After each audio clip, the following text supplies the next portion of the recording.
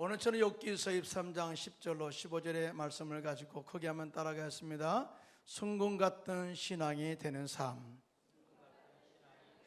이러한 제목으로 은혜의 말씀을 나누고자 합니다.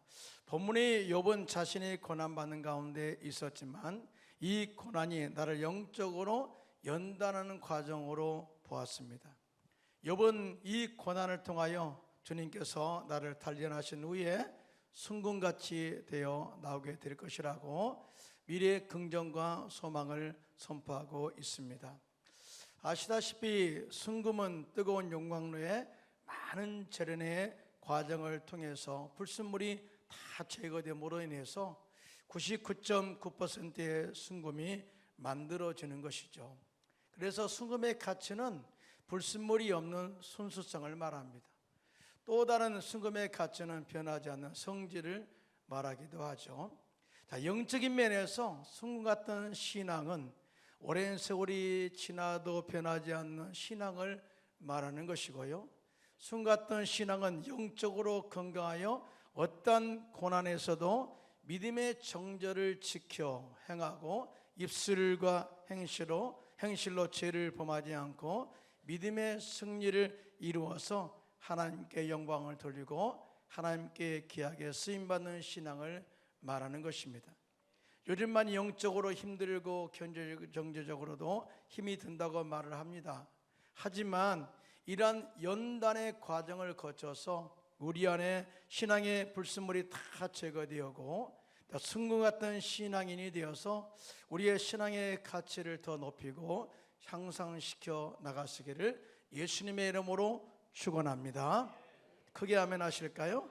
자, 그러면 욥이 우리에게 보여준 순금 같은 신앙이 되는 비결은 무엇일까요? 첫째로 욥은 자신의 삶을 하나님의 시각으로 볼 줄 아는 믿음을 가지고 있었어요. 오늘 본문 욥기서 23장 10절 너무나 잘 알죠? 함께 크게 합독할까요? 시작. 그러나 내가 가는 길을 그가 아시나니 그가 나를 단련하신 후에는 내가 순금같이 되어 나오리라, 이렇게 말씀을 하고 있어요. 참 이런 신앙 고백은 참 어렵죠. 자, 욥의 신앙에서 우리들이 본받아야 할 좋은 영적인 습관이 있는데 그것은 바로 욥은 자신의 모든 삶을 하나님의 시각으로 볼 줄 아는 믿음을 가지고 있었던 사람이었다.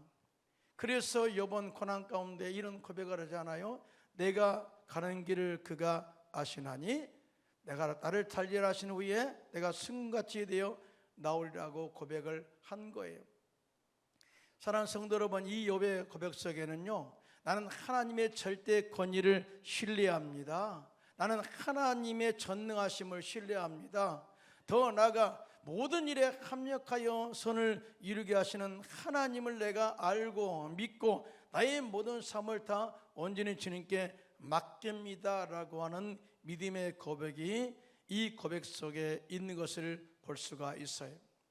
여러분 아시다시피 오늘 본문에 등장하는 욥은 마음이 순전하고 하나님을 경외하고 악을 떠난 사람이다 라고 소개를 해요.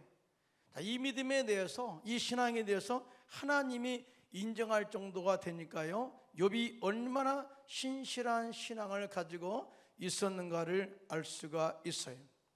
그런데 천상에서 욥의 신앙을 시기한 마귀가 욥이 하나님을 경외하고 섬기는 것은 재물이 많고 건강하니까 그렇게 하나님을 섬긴다고 참소를 하게 됩니다. 그래서 만약 재산을 또 재산도 건강도 잃어버린다면, 사라진다면 욥의 신앙도 무너질 것이고 하나님을 욕하게 될 것이라고 마귀가 참소함으로써 하나님이 허락하게 되었고요, 욥은 하루아침에 시련을 당하게 됩니다. 어느 날 큰아들 집에서 잔치에 참여했던 자녀들이 음식을 먹고 있는데 갑자기 스바 사람들이 공격해서 욥의 재산을 약탈해 가고 노비들을 잡아갔습니다. 그리고 갑자기 번개가 하늘에서 떨어져 집의 축대가 무너져 10남매 자녀가 동시에 즉사하는 그런 일을 당하게 되죠.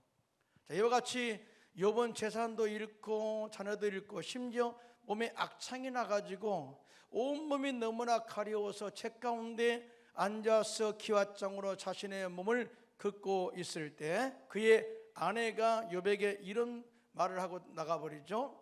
당신이 그래도 자기의 온전함을 굳게 지키겠느냐?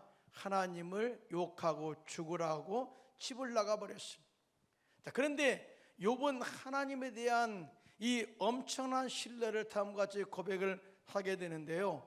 욥기서 2장 10절입니다. 시작. 그가 이르되 그대의 말이 한 어리석은 여자의 말 같도다. 우리가 하나님께 복을 받았은즉 화도 받지 아니하겠느냐 하고 이 모든 일에 욥이 입술로 범죄하지 아니하니라고 고백을 하고 있어요. 자, 욥은 모든 것을 잃어버린 절대 절망의 위기에서도 자신의 삶을 하나님의 시각으로 바라보았고 하나님께 자신의 모든 삶을 맡기는 그런 모습을 발견할 수가 있어요. 나에 대한 모든 축복의 권한이 하나님께 있으니 하나님께서 내게 복을 주신 것도 감사하고 나의 모든 것을 거두어 가신 것도 감사한다고 고백한 이 믿음에 대한 고백, 하나님에 대한 신뢰의 고백이 이 고백 속에 그대로 녹아져 있는 것을 보게 됩니다. 욥은 그가 하나님을 신뢰하고 하나님의 시각을 가지고 자신을 바라보고 믿음의 승리를 이루게 되고 고난을 이겨낸 후에 하나님은 이전 소유보다 2배의 축복으로 욥을 이루하시고 그렇게 축복하신 것을 보게 됩니다. 이에 대해서 욥기서 42장 10절 함께 합독합니다. 시작. 욥이 그의 친구들을 위하여 기도할 때 여호와께서 욥의 공경을 돌이키시고 여호와께서 욥에게 이전 소유보다 갑절이나 주신지라고 이렇게 성경은 증언을 하고 있어요. 사랑하는 성도 여러분, 우리 신앙의 성공과 실패는 어디에서 결정되어지느냐? 사실은 내 신앙관이거든요.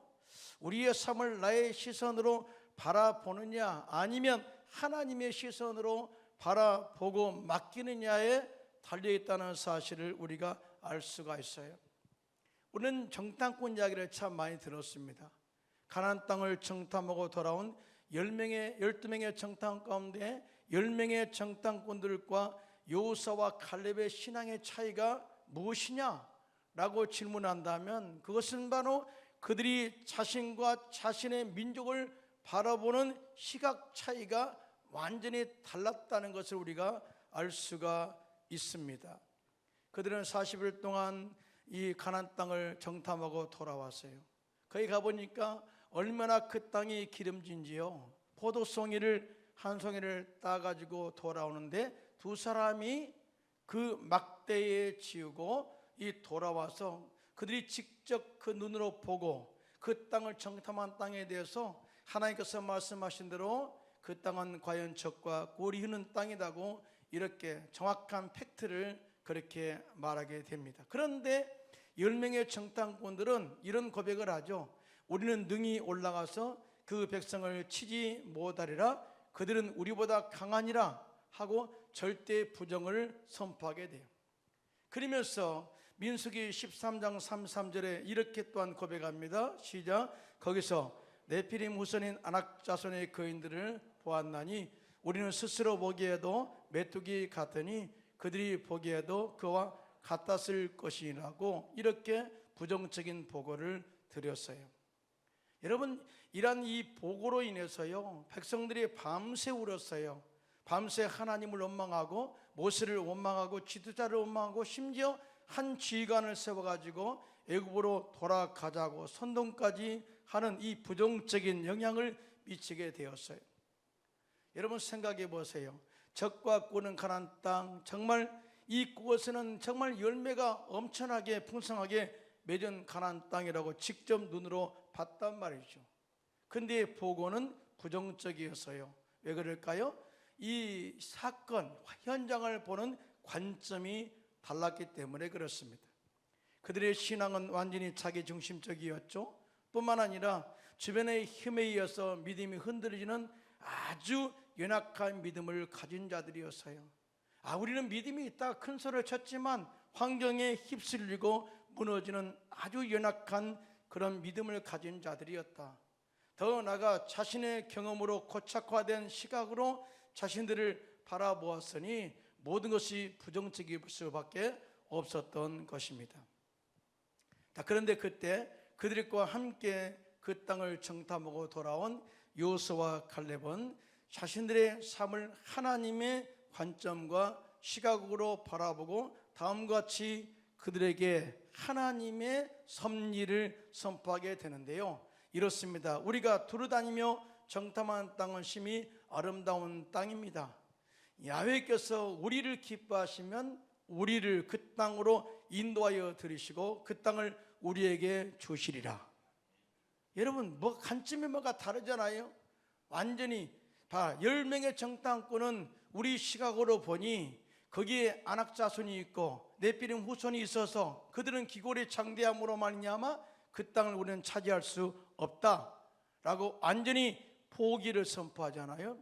근데 여호수아와 갈렙은 뭐예요? 하나님이 우리를 그 땅으로 인도하시고 들이실 것이다. 그 땅을 우리에게 주실 것이다. 그러면서 민수기 14장 9절에 이렇게 선포합니다. 시작. 다만 야훼를 거역하지는 말라.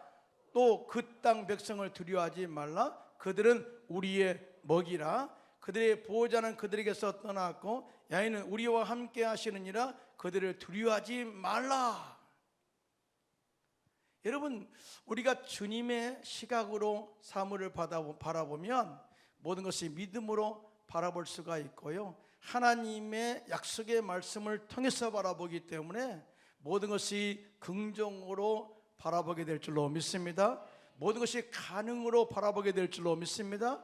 그래서 여호수아와 갈렙이 바라보는 그곳에 이 안악자손은 우리의 먹이라고 선포를 한 거예요.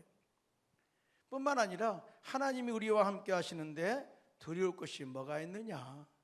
그들의 보호자는 떠났고 하나님이 함께 하시기 때문에 반드시 우리는 그 땅을 차지할 것이다 라고 선포를 하게 됩니다. 그런데 말이죠, 이 일로 인해서 백성들 가운데 큰 다툼이 일어났어요. 여러분, 믿음이라는 것은 참 양면성이 있어요. 하나님의 약속의 말씀을 믿고 받아들인 사람은 하나님 말씀이 선포되어질 때 아멘, 내가 그 말씀에 순종하고 따르겠습니다. 주님께서 일하시는 모든 것 가운데 우리가 긍정으로 선포하고 나가겠습니다, 이렇게 말하지만 내 마음속에 하나님에 대한 믿음이 없는 사람은요, 모든 것을 자기 시각으로 바라보기 때문에 환경에 억눌려 부정적으로 반응하게 되겠다, 그 말이에요. 그래서 그 서로 큰 다툼이 있을 때 하나님이 영광 가운데 나타나셔서 그들에게 다음과 같은 말씀을 선포하게 되는데요. 민수기 14장 22절 24절입니다. 시작. 내 영광과 애굽과 광야에서 행한 내 이적을 보고서도 이같이 10번이나 나를 시험하고 내 목소리를 청종하지 아니한 그 사람들은 내가 그들의 조상들에게 맹세한 땅을 결단코 보지 못할 것이요, 또 나를 멸시하는 사람은 한 사람도 그것을 보지 못하리라. 그러나 내 종 갈렙은 그 마음이 그들과 달라서 나를 온전히 따랐은즉 그가 갔던 땅으로 내가 그를 인도하여 드리니 그의 자손이 그 땅을 차지하리라고 그렇게 이 축복과 저주를 선포하게 된 것을 보게 됩니다. 사랑하는 성도 여러분, 하나님께서 계획하신 섭리는 하나님의 시선으로 자신을 바라보는 자들을 통해서 이루어간다는 사실을 절대 잊지 마시고요, 우리 역시 우리의 삶을 하나님의 시선으로 바라보고 하나님께서 이끄시는 은혜를 매 순간마다 체험하시기를 예수님의 이름으로 축원합니다. 둘째로, 욥은 자신의 삶이 하나님의 섭리 안에 있음을 믿고 따라갔다는 것을 우리가 알 수가 있어요. 자, 오늘 본문 욥기서 23장 13절로 14절입니다. 시작. 그는 뜻이 일정하시니 누가 능히 돌이키랴. 그의 마음에 하고자 하시는 것이면 그것을 행하시나니 그런즉 내게 작정하신 것을 이루실 것이라. 이런 일이 그에게 많이 있느니라. 여러분, 진짜요, 고난 가운데 있는 욥이 이런 고백을 하는 것은 엄청난 신앙 고백이거든요.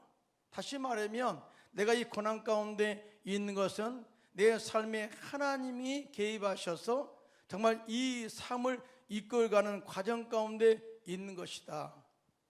또 뿐만 아니라 이런 고난을 통해서 내 신앙의 성장이 더 성장되기를 바라시는 수금 같은 신앙으로 만드시는 하나님을 내가 섭리를 믿기 때문에 내 모든 삶을 다 주님께 맡깁니다 라고 하는 고백이 이 고백 속에 포함되어 있어요. 여러분, 하나님을 우리가 어느 정도 아실까요? 하나님에 대한 전능하심에 대해서 어떻게 알고 있나요? 대충 그냥 믿습니다 정도 아신가요? 자, 그러게 되면은 욥처럼 이런 하나님의 섭리 가운데 내가 있음을 고백합니다, 이런 고백 못해요. 성경에 보면 하나님은 완전하신 하나님이라 실수가 없으신 하나님이라고 말씀을 하고 있는데요, 여러분 믿으시면 아멘 하시기 바랍니다. 신명기 32장 4절입니다 시작. 그는 반석이시니 그가 하신 일이 완전하고 그의 모든 길이 정의롭고 진실하고 거짓이 없으신 하나님이시니 공의로우시고 바르시도다 라고 선포를 하고 있어요. 다시 말해서 우리가 하나님에 대한 전능성, 하나님에 대한 온전하심, 이분을 우리가 분명히 알고 믿을 때 우리의 모든 삶이 가는 모든 과정에서 하나님의 섭리 안에 있다고 고백할 수가 있다, 그 말이에요. 그 말은 뭐냐면은 우리가 하나님을 아는 만큼, 하나님을 신뢰한 만큼 우리의 삶을 주님께 맡기면서 주님의 섭리 안에 이끄시기를 원합니다라고 고백할 수가 있다, 그 말이다, 그 말이죠. 이번 자신에게 다가온 이해할 수 없는 고통 속에서도 이 고난에는 나를 향하신 하나님의 분명한 계획이 있을 거야. 하나님이 나를 단련하신 후에는 반드시 승같이 되어 나오게 하실 것이라고 하는 하나님의 섭리를 굳게 믿고 따랐다고 하는 고백이 이 말씀에 그대로 나타나 있는 것을 보게 됩니다. 나를 향하신 하나님의 섭리를 확실하게 믿는 사람은요, 주변의 어려운 환경이나 고난 중에도 결코 흔들리거나 믿음을 포기하지 않습니다. 자, 이러한 확신 있는 믿음의 사람은 이 여러 가지 시험이나 사탄의 참소를 거뜬하게 이겨내고 믿음의 승리를 이루어내게 될 줄로 믿습니다. 여러분, 우리가 예수님에 대해서 얼마나 많이 안다고 생각할까요? 자, 예수님 그러면 우리의 구세주라고 그렇게 생각합니다. 그런데 예수님이 우리 인류를 구원하시기 위해서 어떤 모습으로 오셨는가를 알아야 돼요. 성경에 보면 예수님은 하나님의 번째시다, 말씀의 번째다라고 말씀을 해요. 창조사에게도 예수님은 삼일째 하나님이 함께 하셨다라고 말씀을 하셨어요. 그런데 그 하나님의 번째신 예수님께서 하늘 보호자를 버리시고 성육신하셔서 인간에 대해 우리의 죄와 허물과 저주와 질병을 짊어지시고 십자가에 고통당하시며 돌아가셨어요. 자, 그때 주위 사람들은 왜 죄도 없는 예수님께서 상상할 수 없는 채찍을 맞아야 하고 그가 무도한 죄인들이 달려 채용당하는 십자가에 죽어야 했는가라는 질문을 던졌습니다. 딱 사실은 그래요. 이스라엘 백성들은 이해할 수 없었어요. 하나님이 그렇게 십자가에 돌려 돌아가신다고 절대 이해할 수 없었죠. 자, 그때 성령으로 하나님의 계시를 받은 이사야 선지자는 예수님께서 십자가에 죽으신 이유를 정확하고 분명하게 다음과 같이 예언을 하시는데요, 이사야서 13장 4절로 6절입니다. 함께 합독합니다. 시작. 그는 실로 우리의 질고를 지고 우리의 슬픔을 당하였거늘 우리는 생각하기를 그는 징벌을 받아 하나님께 맞으며 고난을 당한다 하였노라. 그가 찔림은 우리의 허물 때문이요 그가 상함은 우리의 죄악 때문이라. 그가 징계를 받음으로 우리는 평화를 누리고 그가 채찍에 맞음으로 우리는 나음을 받았도다. 우리는 다 양 같아서 그릇 행하여 각기 제 길로 갔거늘 여호와께서는 우리 모두의 죄악을 그에게 담당시키셨도다 라고 선포를 하고 있어요. 예수님은 당신의 죄 때문에 이 질고를 당하시고 십자가의 고난을 지신 것이 아니라 우리의 죄 때문에 징벌을 받으시고요, 우리의 죄 때문에 채찍에 맞으셨고 우리의 죄 때문에 십자가의 고난을 지셨다라고 이렇게 말씀을 하고 있어요. 즉 하나님의 섭리 안에서 구원의 계획이 이루어졌다 그 말이거든요. 더 나아가 이사야 선지자는 예수님께서는 아버지 하나님의 뜻과 계획을 이루시기 위해서 잠잠히 도살장으로 끌려가는 어린 양처럼 믿음으로 순종하여 십자가에 죽으시고 부활하심으로 말미암아 우리를 향하신 하나님의 원대한 구원을 온전하게 이루셨다고 선포를 하고 있습니다. 할렐루야. 여러분, 하나님이 일한 이 엄청난 구원의 계획, 섭리를 막을 사람이 있나요? 절대 없다는 거예요.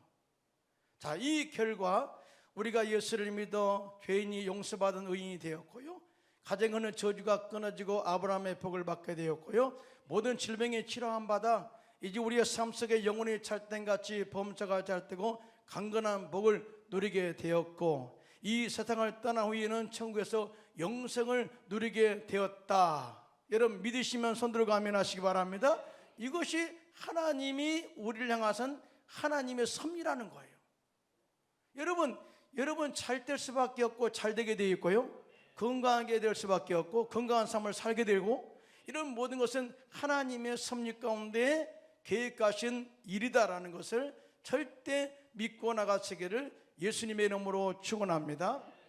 따라서 지금 고난이 있고 힘들고 어려워도 자, 이것 가운데 주님이 나를 연단하신 후에 승같이 되어 나오게 하시는 섭리를 바라보면서 항상 소망과 희망을 가지고 나가시기를 예수님의 이름으로 축원합니다.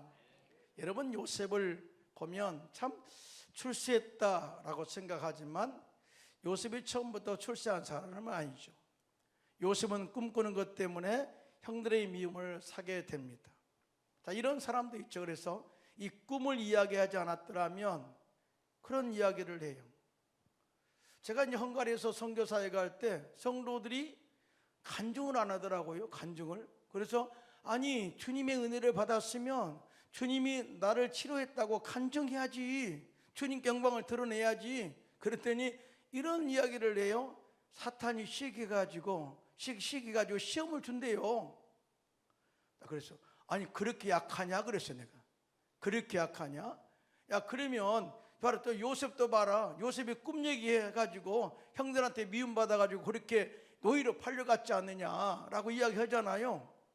그런데요, 꿈 이야기를 했기 때문에 애굽의 총리가 된 거예요. 여러분 그거 아세요? 믿으시면 아멘. 참 우리는 지레 겁을 먹고 아무것도 안 해라고 생각하지만 그렇지 않다는 거죠. 제가 잘 얘기 들어보세요. 요셉은 꿈꾸는 것 때문에 사실은 형들의 미움을 받았습니다. 아버지 야곱의 심부름으로 도단에서 양을 치고 있던 이 형들을 찾아갔다가 형들이 그를 잡아서 구덩이에 집어넣죠. 그러면서 저기 꿈꾸는 자가 오는도다, 우리가 그를 잡아 구덩이에 집어넣고 죽인다면은 그 꿈이 어떻게 되는가 보자 하고 이 요셉을 조롱했어요. 자, 그런데 그 가운데 또 형이 그렇게 요셉을 죽이지 말고 미디안 상인에게 팔면 더 좋겠지 하고 그를 구덩이에서 끌어내가지고 미디안 상인에게 팔아버렸어요. 자, 미디안 상인은 애굽의 시대장 보디발의 집에 이 요셉을 노예로 팔아버렸죠. 자, 그런데 놀라운 것은 이 모든 과정에서 욥이 형들을 미워했더라, 욥이 형들을 불평하고 원망했더라, 그런 말이 하나도 없어요. 하나님에 대한 이 섭리에 대해서 원망했더라, 그런 말이 없고요, 오히려 하나님이 요셉과 함께 하심으로 말미암아 그가 형무가 되었고 형통한 자가 되었다고 증언을 하고 있습니다. 할렐루야. 여러분, 고난이 아무리 있다 할지라도 이 하나님의 섭리 속에 내가 있다고 믿게 된다면 주님이 그 믿음과 함께 하심으로 말미암아 오히려 형통한 삶으로 이끌어간다는 사실을 믿으신 분만 손들고 아멘 하시기 바랍니다. 자, 이 쉽지 않죠. 쉽지 않아요. 하지만 고난 중에도 주님의 섭리를 믿는다면 감사하고 하나님이 함께 하신 은혜를 날마다 고백할 수가 있다, 그 말이에요.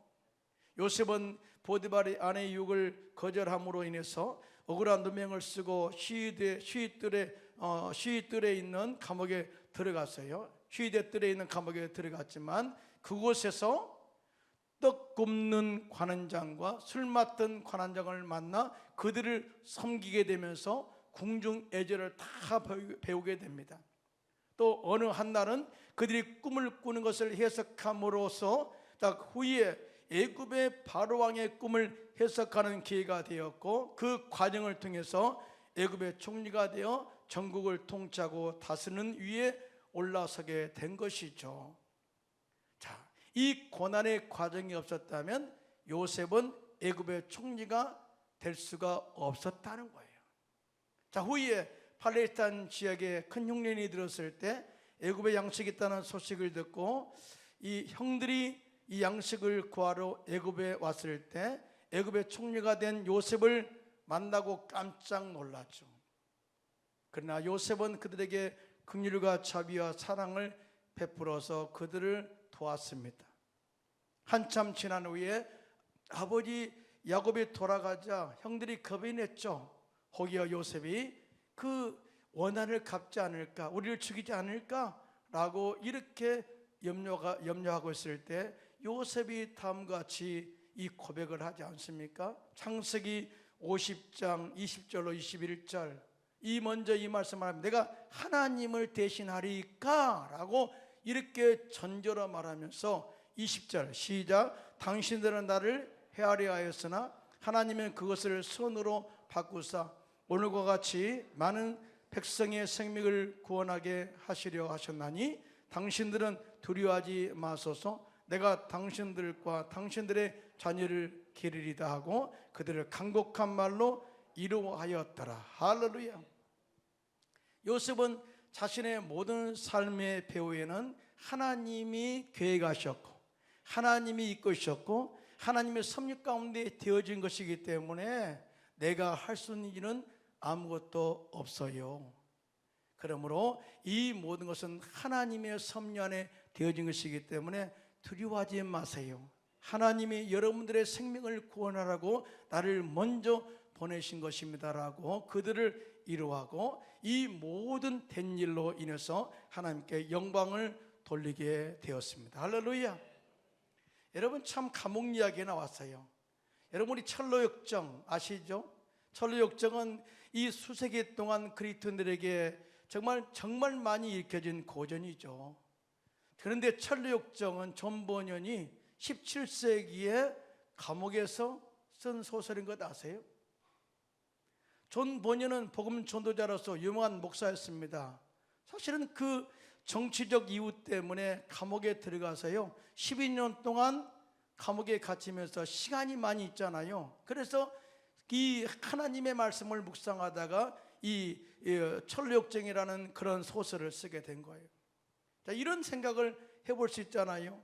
그가 12년 동안 감옥에 갇혀 있게 하신 것은 몇 마디의 설교로 몇 사람을 감동시키는 것보다는 수세기 동안 순례자의 길을 걸어가는 그리스도인들을 도전하고 믿음의 승리의 길을 걷게 한 하나님의 섭리가 있기에 바로 이 감옥에서 철로역정이라는 위대한 이 소설을 쓰게 하지 않았을까라고 생각해 볼 수 있잖아요.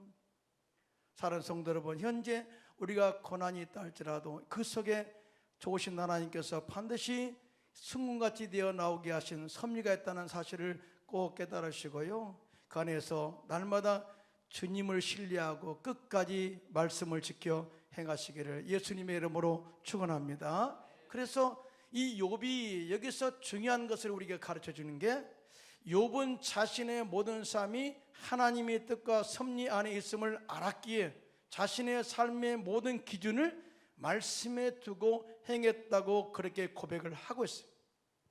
자, 오늘 본문 욥기서 23장 11절로 12절 아마 처음 읽은 사람도 있을 거예요. 함께 합독합니다. 시작. 내 발이 그의 걸음을 바로 따랐으며 내가 그의 길을 지켜 치우치지 아니하였고 내가 그의 입술의 명령을 어기지 아니하고 정한 음식보다 그의 입의 말씀을 귀히 여겼도다. 여러분, 욥의 신앙이 순 같은 신앙이 그냥 만들어지지 않았다는 거예요.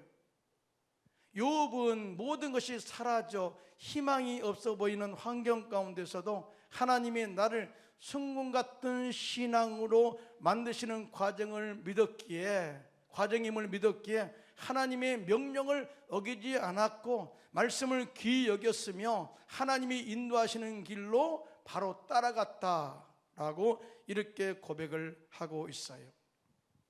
하나님은 이와 같이 말씀을 지켜 행한 욥과 함께 하셔서 그의 모든 고난을 이겨내게 하시고 순금 같은 신앙인으로서 빛나게 하신 것을 보게 됩니다.